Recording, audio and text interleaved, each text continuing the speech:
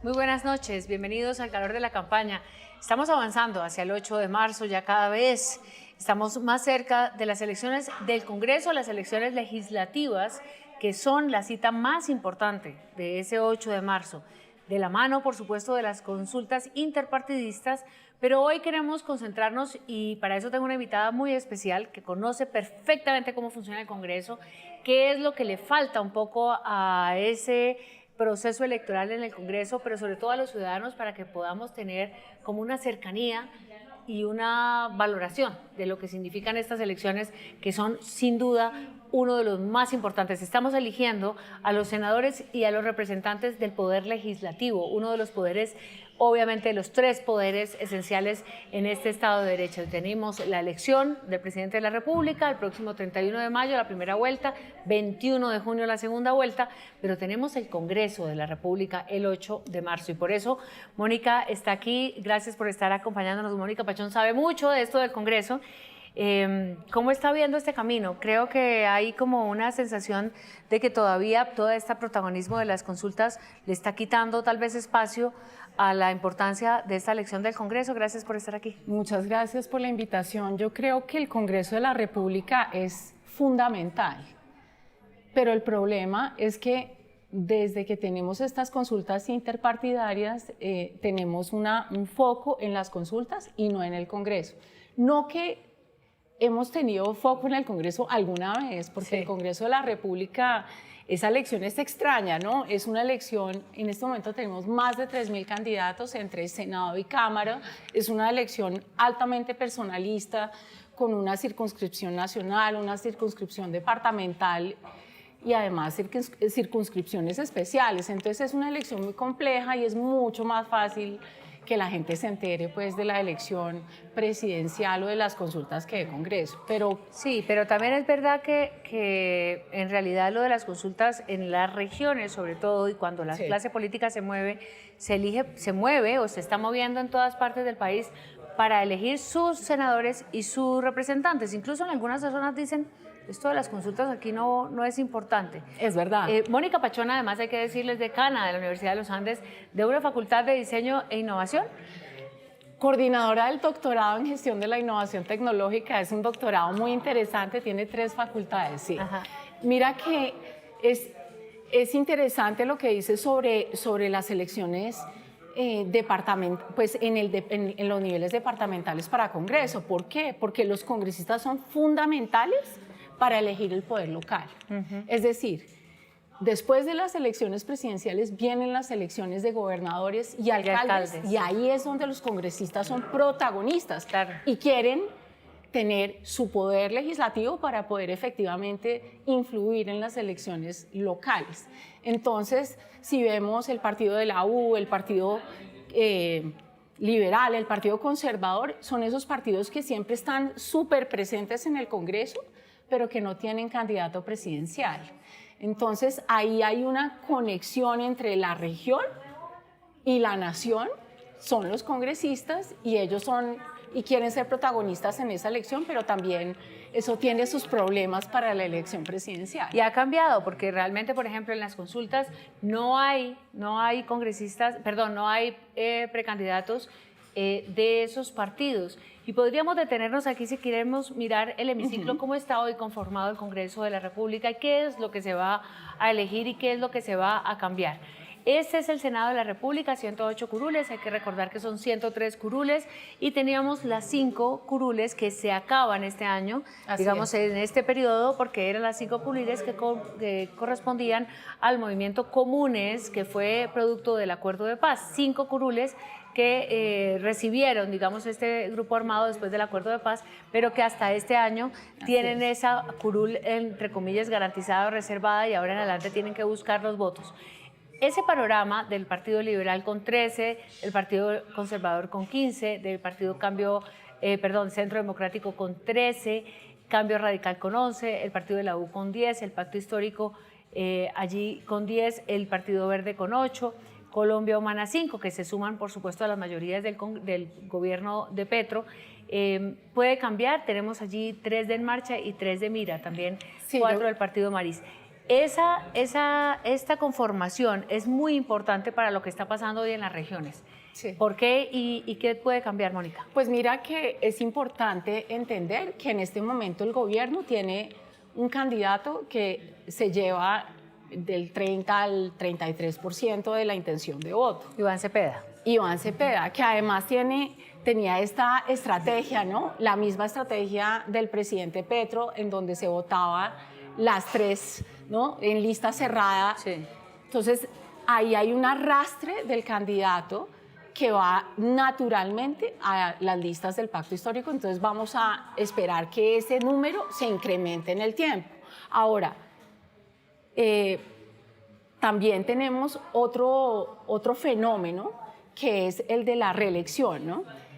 Antes estábamos viendo una lista del pacto histórico que tenía una tasa de reelección muy bajita, casi el 80% de los congresistas en esa lista eran nuevos. Ahora están buscando la reelección, hicieron una consulta interpartidaria en octubre, vemos cómo esos candidatos ya se han preparado, tienen sus pequeñas maquinarias para participar, entonces vamos a ver un incremento en el tamaño de esa coalición, pero también vemos un partido de oposición mucho más consolidado, que es el Centro Democrático, que tiene la estrategia que tenía Gustavo Petro en el año 2022, claro. Que es votar consulta, la gran consulta, votar ahí por Paloma Valencia. Exacto. Y al mismo tiempo que esa votación de consulta arrastre la votación del Senado, o al revés, que la votación de Congreso.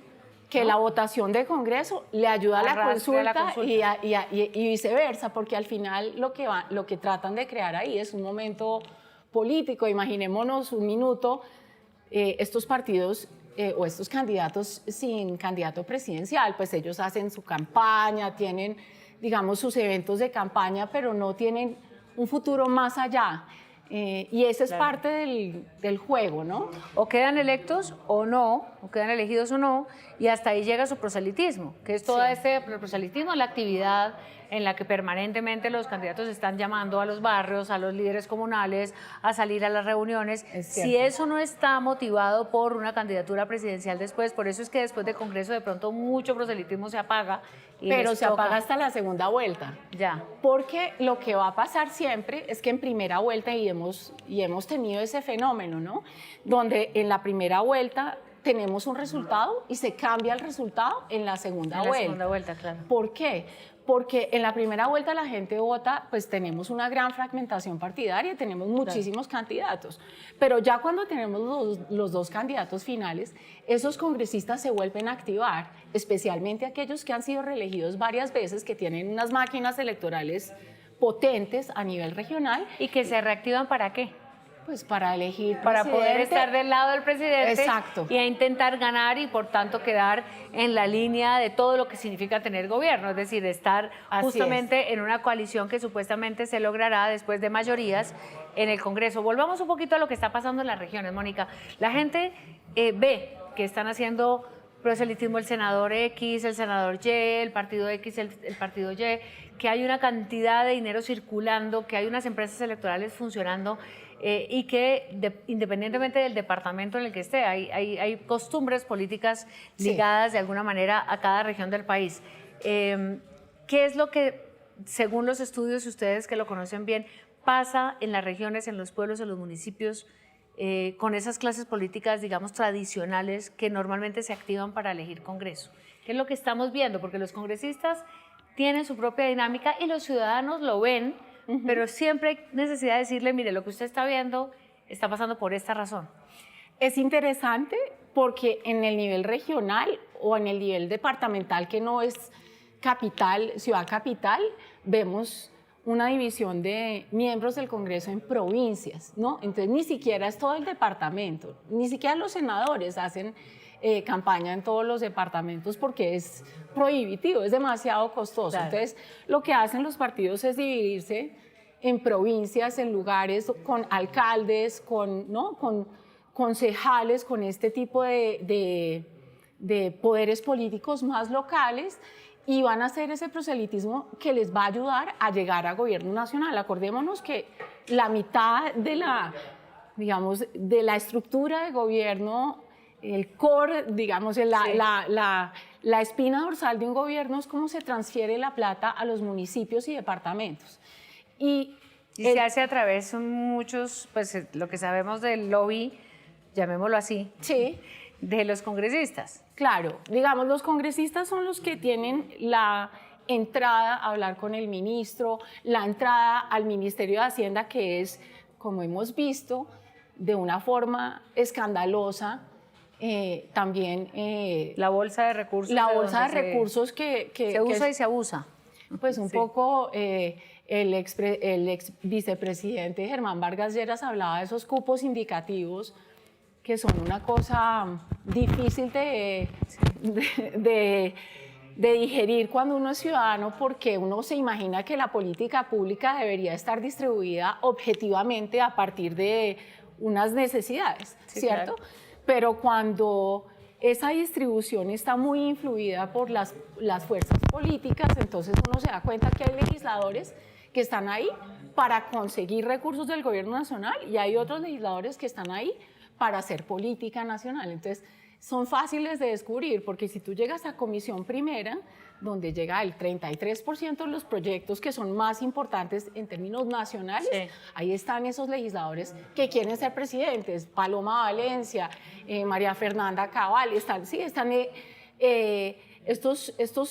María José Pizarro, están estas figuras que van a querer apelar a una política nacional. Mientras que si tú vas a la comisión tercera o a la comisión cuarta, pues ves unas caras que nunca jamás vas a ver en la plenaria, porque son esos congresistas que están buscando en el presupuesto nacional las partidas que les van a permitir desarrollar proyectos a nivel regional y local. ¿Y un ciudadano cómo puede, digamos, discernir entre esta cantidad de candidaturas esos perfiles? Es decir, este candidato al Senado me va a llevar o me va a representar en la política nacional, digamos, en una comisión primera constitucional del Senado, o alguien que esté interesado, digo yo, en la política internacional, que diga, pues me voy a ver a la comisión segunda, o alguien que en situaciones económicas o en debates económicos dice, pues me voy a llevar a un representante a la comisión séptima, obviamente además porque eso se conforma después de elegido el Congreso. Los compromisarios de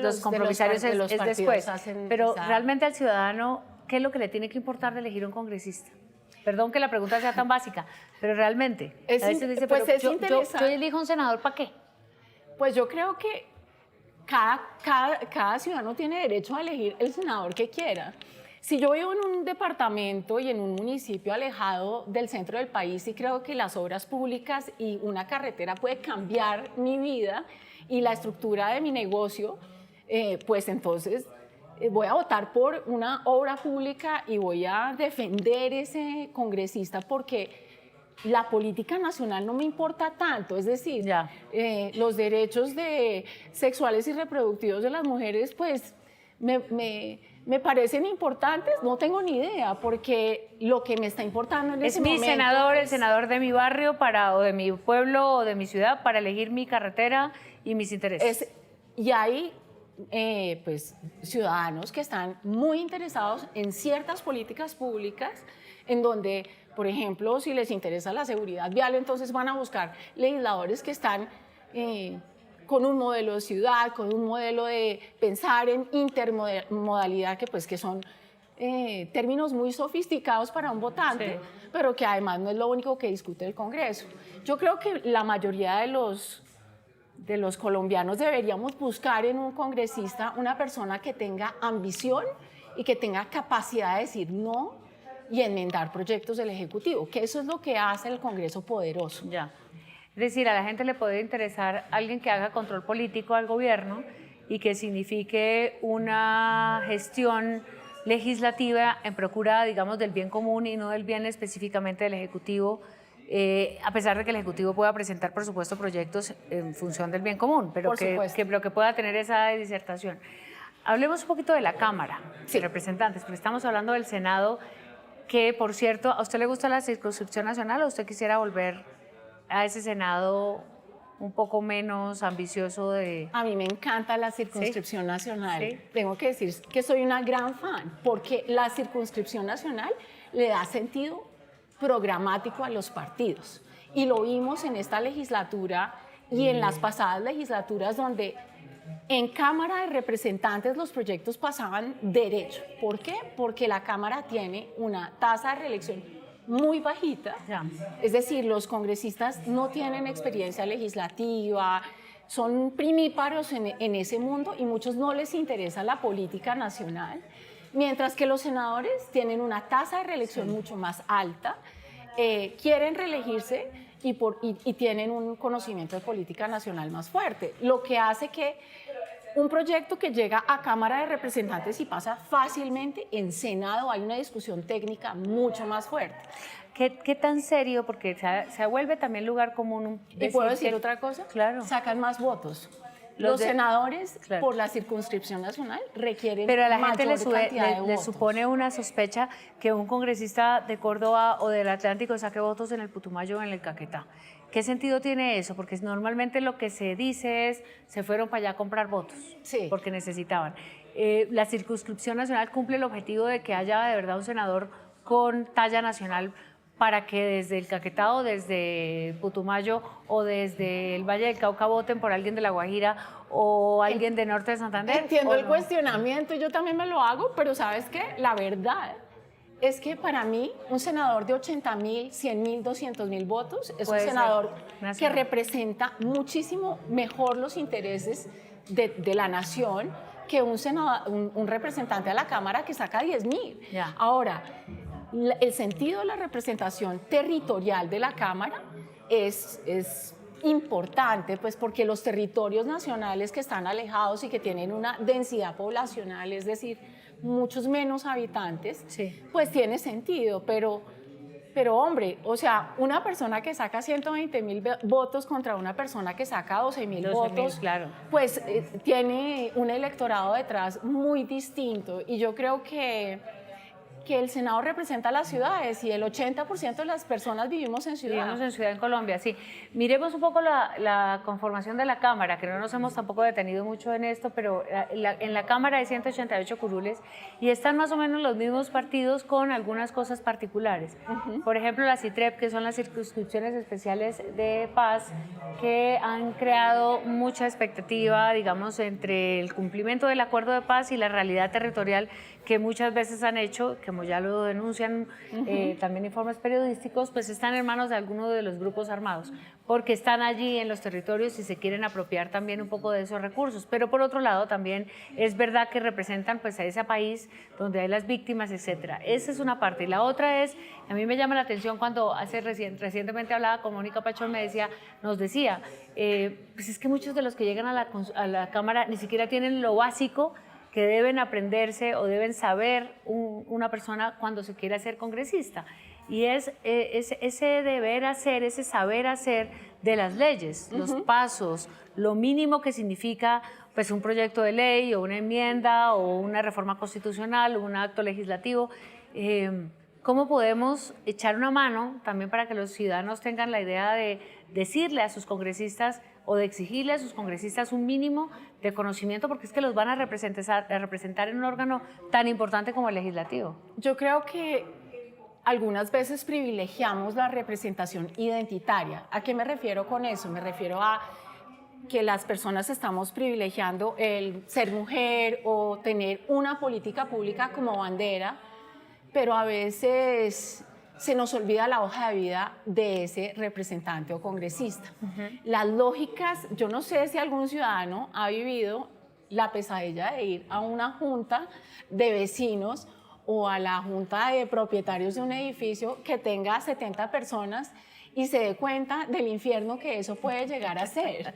O sea, los congresistas... Todos interpretan una cosa de una manera distinta, o para uno es importante lo que pasa en la puerta y para el otro la basura. Y todo el mundo... Claro. La dificultad de elegir colectivamente es inmensa. Y cuando uno llega a una organización de 160 personas sentadas, en donde hay tantas comisiones, en donde hay comisiones legales, en donde hay comisiones especiales, y no hay conocimiento legislativo, rápidamente se pierde la representación. Rápidamente ese legislador no es capaz de hablar en plenaria y no tiene la voz que debería tener. los partidos deberían cumplir esa función, es decir, Formar el partido los debería candidatos. tener ese rol, pero en la CITREP se dice explícitamente que estas personas no deben tener experiencia en política. Entonces, el acompañamiento de sus unidades técnicas Claro. legislativas Las es UTL. fundamental, pero entonces eligen otras personas, eligen leales y no eligen personas que sepan de política pública. Entonces, de mejores intenciones está hecho el camino hacia el infierno cuando uno cree que una política pública le beneficia, pero resulta que no. Y lo vivimos todos los días en Colombia ahora con políticas públicas que aparentemente están en favor de una población, pero le hacen mucho daño a esa misma población porque es una política pública que no tiene pues, sustento en evidencia, que no ha sido bien estudiada y que lamentablemente tampoco está contando con el balance que tiene que ofrecerle el Ejecutivo al Ejecutivo, es decir, un Ministerio de Hacienda serio, un Departamento Nacional de Planeación que le genere, digamos, las alertas técnicas al presidente de la República. Si hoy usted tuviera un megáfono así enorme, que es este de Noticias Caracol en Vivo, lo es, pero si usted pudiera pararse y la escucharan todos los colombianos frente a las elecciones del Congreso, con esta pasión y con este conocimiento que tiene del legislativo y con esta necesidad de que cada día pues, tengamos más cultura política, más cultura democrática, ¿qué les diría a los ciudadanos para que sepan votar por el Congreso? Bueno, a veces eso puede parecer muy arrogante, pero quiero decir, ¿qué se puede hacer para mejorar ese órgano legislativo que además en las encuestas aparece tan castigado? Castigado por confianza, castigado por legitimidad. Uno quisiera como decir, bueno, vamos a recuperar, porque el Congreso es un órgano absolutamente importante de nuestra representación ciudadana y más en un contexto como el que tenemos de enfrentar una elección presidencial tan peleada, tan polarizada. Bueno, esa es la pregunta del millón. No, pero aprovechemos que tenemos 5 minutos. Pero me parece que hay dos mensajes. Uno, hoja de vida. Hay que saber escoger con hoja de vida. Uno no va a un dentista y le dice, oiga, usted no tiene experiencia en ayudar con un procedimiento fundamental, quirúrgico, venga, hágamelo por primera vez, porque yo confío en que usted lo va a hacer bien la primera vez. No, la política es un ejercicio en el que se requiere experiencia, conocimiento, y eso es importante. La experiencia y el conocimiento se ganan de muchas formas. Se ganan con aprendizaje en la comunidad, con hacer proyectos públicos, de obras públicas. Entonces, la experiencia no es solamente ir a la universidad, se gana de muchas formas en la política y hay que mirar la experiencia. Y el segundo mensaje es, la política es de equipos, uno no hace política solo. Y ese es el otro mensaje para los candidatos presidenciales. Uno puede ser, yo puedo ser increíble, pero solita no logro hacer las cosas porque el gobierno es inmenso, los retos son gigantescos y el conocimiento que se requiere es de equipo. Entonces los partidos tienen esa posibilidad de intercambiar conocimiento, de tener más capacidad técnica. Entonces, cuando elegimos individuos en la política, sacrificamos el equipo y el equipo es el que logra sacar las cosas adelante. No son los individuos. Los individuos no logran hacer, digamos, el milagro que se requiere para encontrar una política pública adecuada para resolver los problemas. En la recta final, es decir, estamos hasta el 8 de marzo, tenemos más o menos 2 semanas, casi 3 semanas todavía. ¿Qué debe hacer un ciudadano, además de revisar la hoja de vida, de entender que tiene que trabajar en equipo, pero que tiene un tarjetón lleno de números, que tiene seguramente algunos un pasado, yo he votado siempre por X partido, quiero votar por X partido? ¿Cómo decidir el voto? Porque eso es algo que mucha gente le pregunta. ¿Cómo decido el voto? Ahí está el tarjetón. Partidos por lista cerrada solamente por el partido, partidos con lista preferente, el partido y el número de su candidato. Previamente tiene que saber qué número es el del candidato y a qué partido pertenece para poder participar en el voto. Luego saber en su Cámara de Representantes, en su región obviamente, cuál es el candidato que representa. Decía el registrador hace poco, en realidad Colombia ya tiene la cultura de votar por este tarjetón de listas preferentes y listas cerradas, pero todavía es lugar común de escuchar, no tengo ni idea cómo votar. Pues son 3.000 candidatos, así que Ninguno de nosotros tiene suficiente información, ni la va a tener. Entonces, mi sugerencia es buscar el equipo que más le gusta. Okay. ¿Qué es el equipo? Pues ese logo representa un equipo. Ese logo representa una opción de país. Cuidado con los logos que no tienen visión de país. Esa visión de país. Que usted no los reconoce, que no los ha visto como visión de país previamente. Eso es problemático. Y muchos de esos logos no tienen candidato presidencial porque después se venden al mejor postor. Si a usted le importan las elecciones presidenciales, escoja equipo. Okay. Y por otro lado, hay redes sociales para muchas cosas.